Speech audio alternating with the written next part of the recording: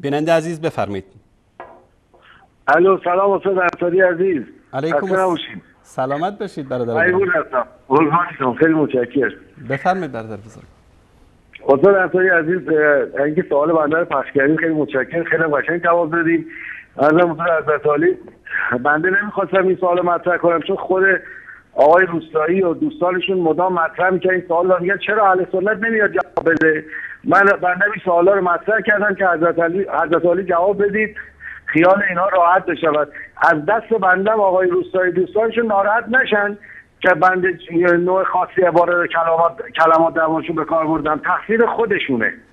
ادعا کردن باید سوالشون مطرح بشود، سوتی میدهن. بنده بارها دیدم، بنده میگویم نباید ناراحت بشود، نه من درست. امیدوارم اینو دقت کنن، کینه شخصی نیست، بحث علمی، ما هیچ دشمنی با کسی نداریم، اینها تقصیر خودشونه. و یه مطلبی بگم، حالا چرا ما این سوالا پیش میاد در ذهن ما. بله. آقای عباسی یه مطلبی، آقای یزدانی مطلبی آورده بود، میگفت در مجموع الفتاوای ابن تیمیه گفته است که حضرت رسول صلی الله علیه و سلم محور خلقت هستن، یعنی خلقت بر اساس ایشون هست و خلاصه معنی سادهش میشه. بعد اون طرف آقای عباسی یک کتاب دیگه میاره میگه از فلان عالم اهل سنت است، نمیدونم اسمش اگه اشتباه نکنم تاریخ صوفیه است، فکر کنم همچین اسمی داشت اگه اشتباه نکنم. ولی متنش اینه که دقیقاً عین عبارت اون آقا رو میاره که آره شیخ الاسلام ابن تیمیه هیچ فضیلتی برای پیغمبر قائل نبوده است و پیغمبر رو خیلی پایین آورده است و توهین کرده است و اینا. خب من نمیدونم کدوم از اینا رو ما قبول کنیم. اونجا که مشتری به نفعشونه میگن ابن تیمیه در مجموع الفتاوا اونو گفته حضرت رسول انقدر فضیلت دارن که و قطب خلقت هستن و هیچ استبعادی نداره ما همچین فضیلت بالایی براشون نظر بگیریم. طرف دیگه میخوان یه جور دیگه ابن تیمیه رو بخونن، از یکی دیگه مثال میاره میگه که ابن تیمیه هیچ فضیلتی برای حضرت رسول. خب خودت تقصیر داری آقای عباسی یا بقیه. ما دقت میکنیم عزیز من، وقتی میگم سوتی یعنی این. خب ناراحت هم نشن از طرف بنده. فقط یه سوالی از بنده وقتی نگیرم عرضم حضور حضرت عالی، یه سوالی دیگه محضش اینا یه مطلبی از لسان المیزان ابن اسقلانی مدام مطرح میکنن که در دعوای بین ابن مطهر حلی و شیخ الاسلام ابن تیمیه، علامه حلی و شیخ الاسلام ابن تیمیه، میگوین که کار ابن تیمیه به افراط کرده و به تنقیح حضرت علی کشیده شد. حالا من این مسئله رو دقیقاً نمیتونم تصدیق کنم ولی خودم فکر کردم، گفتم برام سوال میشد آیا این تنقیح منظور توهینه یا اصلا بحث یه چیز دیگه است، اصلا یه جریان دیگه بوده که ابن حجر الاسقلانی همچه حرفی رو زده است. خب اینو من میخوام حضرت عالی توضیح بفرمایید، چون بنده میگم من هیچ گونه اعتمادی به حرفا اینا ندارم، چون بارها من ثابت شده. من دوست دارم شما توضیح بدید، اگه با بنده امری ندارید. سلامت باشید. بنده قربان شما. تشکر از شما، خدا نگهدارتون. زنده باشید، خدا نگهدار. ببینید شیخ الاسلام ابن تیمیه رحمت الله علیه کتاب منهاج السنه را اصلا در رد ابن مطهر حلی نوشتن. در این کتاب ابن مطهر حلی اومده اول مثلا استناد کرده به آیه قرآن. خب استناد خیلی سستی است، پاسخ میده شیخ الاسلام. استناد کرده به روایات. شیخ الاسلام میاد از کتابای خودشون از روایت اهل سنت جوابش رو میده. بعد میاد دلیل عقلی میگه، مثلا میگه که ببینید در زمان ابوبکر چطور میگید که ابوبکر خلیفه بوده ولی امر مسلمین بوده در حالی که مثلا سعد ابن عباده باش بیعت نکرده بوده، یا فلان صحابی ازش ناراضی بوده، یا علی بعد از 6 ماه بیعت کرده.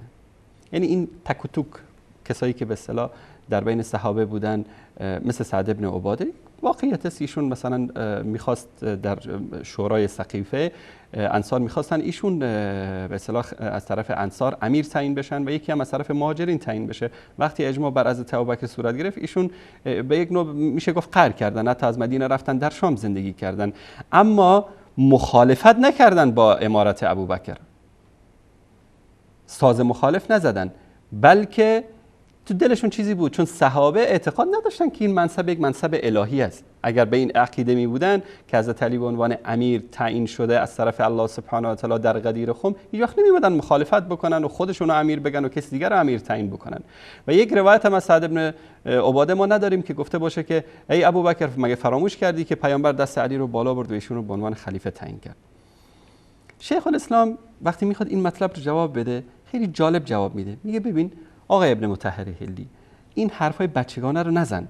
اگر تو این حرف رو بزنی یکی دیگه بلند میشه میگه که خب حضرت ابوبکر اگر یک سعد ابن عباده باش مخالفت کرد، قهر کرد، رفت در شام زندگی کرد، حضرت علی که صحابه باش جنگیدن، طلحه باش جنگید، زبیر باش جنگید، نمیدونم معاویه باش جنگید، فلان باش جنگید، لیستی از صحابه رو میاره میگه که صحابه‌ای که بودن در جنگ‌هاش بر علیه علی شرکت داشتن، جنگ بود دیگه، اونجا شیرینی تقسیم نمی‌کردن بین مردم، جنگ بود، جنگ به تمام معنا جنگ بود و یک طرف هم این طرف هم صحابه بودن، اون طرف هم صحابه بودن، هیچ وقت هم دیگر هم تکفیر نکردن. ما بارها صحبت کردیم این یک واقعیت است.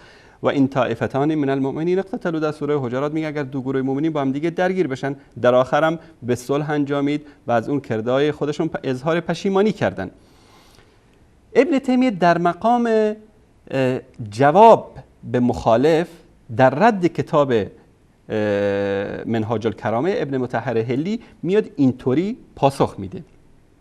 خب این پاسخ عقلانی است، بر اساس منطق، بر اساس عقل میاد جواب ابن مطهر هلی رو میده. از احترام زیادی که علمای اهل سنت به سیدنا علی رضی الله تعالی عنه داشتن، حتی بعضی از علما همین روش رو هم از شیخ الاسلام نپسندیدن، حتی همین روش رو نپسندیدن. خب اون یک غلطی کرده ابن مطهر هلی، شما نباید اینطوری جواب میدادید، چون این در شأن و منزلت سیدنا علی رضی الله تعالی عنه نیست که شما اینطوری به پاسخ بدی. و اینا چون مرض دارن در دلهاشون، میان این موضوع رو طوری مطرح میکنن که انگار شیخ الاسلام ابن تیمیه اومده یک نوع تنقیص شخصیت کرده از سیدنا علی رضی الله تعالی عنه. این دیگه روش اینا رو باید شما کاملا باش آشنا شده باشید. منهاج السنه یک کتاب مستقلی نیست که بدون در نظر داشت مخالفین شیخ الاسلام اومده باشه این کتاب رو نوشته. این کتاب در جواب کی است؟ ابن مطهر هلی و کتاب منهاج الکرامه ای که نوشته. سیدنا علی رضی الله تعالی عنه در نامه نهج البلاغه میگه اگر بعد از اجماع مهاجرین و انصار که رضایت الله هم هست، کسی بیاد ساز مخالف بزنه، این امارت و خلافت را قبول نکنه، باید باش جنگید. اول با حرف خوب حالی کرد بهش، اگر نفهمید بعد باش جنگید. پس در اینجا اگر که فاطمه زهرا رضی الله تعالی عنها با خلافت ابوبکر مخالف بوده و این خلافت رو خلاف اسلام و قرآن و پیامبر میدونسته، پس سیدنا علی رضی الله تعالی عنه با این نامه 6 نهج البلاغه در حقیقت حکم میکنه بر علیه فاطمه زهرا رضی الله تعالی عنها. حالا کسی بلند میشه بگه خب شما توهین کردید با این حرف به حضرت فاطمه. نه، این بر اساس اون چیزی که در کتاب‌های خودتون اومده و الزام مخالف به اون چیزی که بهش اعتقاد داره.